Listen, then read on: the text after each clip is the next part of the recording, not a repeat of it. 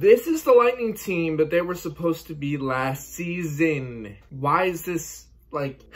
I'm not frustrated about this season, this game, but when I look at this team and then I reference back to last year, I can't help but ask, where was that? And I know for the most part, the biggest change here, and I've said this and I'll continue to say this, the large change comes from Coleman and Gaudreau. And again, I still will never understand the hate for JBB for trading the first round picks. He knew what he was doing. I agreed with it. He added those players for a reason, and it's showing. This team is completely different. They respond now when they're down. Last year's Lightning team would have lost this game, no doubt. I have no doubt in my mind they would have lost it. That whole sequence of Boston scoring after the broken stick and then coming down, responding, that goal being taken back for offsides, that would have completely drained last year's team for sure. It didn't matter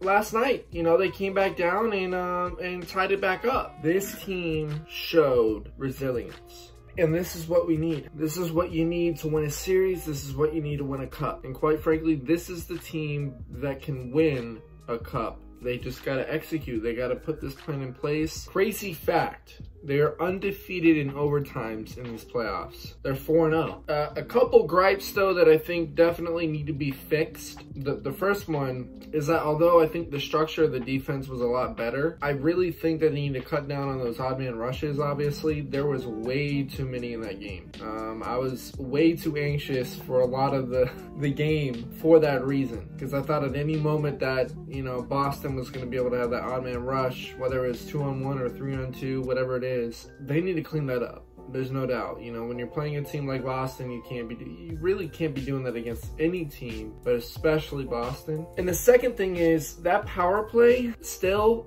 again, I've been complaining about this. They have not scored in 7 straight playoff games on the power play. It's getting to the point where I'm convinced that this power play is missing Stamkos. Because when you got a guy like Stamkos that's in his office, where you have to worry about him as well as other players like Point and Kucherov, and you don't know where to go, they're missing that element. And I don't want to use that as an excuse, because there still isn't an excuse for not scoring at least some power play goal within the last 7 games. It's hurting him. It really is. And we could definitely use Stamkos back in this series. And I think if he does come back at some point, yeah, watch out. There's a sense of confidence for myself as I'm watching this team. I would even say that I was still confident even after game 1. I understand that Halak had a heck of a game, but they were playing very well. Now, I did watch the Hockey Guys video, and I do certainly agree that if Tampa lost that game last night, they very well could have lost the series. Now, we're not talking about that scenario, because they didn't, obviously. If you want more hockey content like this, please consider subscribing. Thank you guys so much for watching. Take care, guys.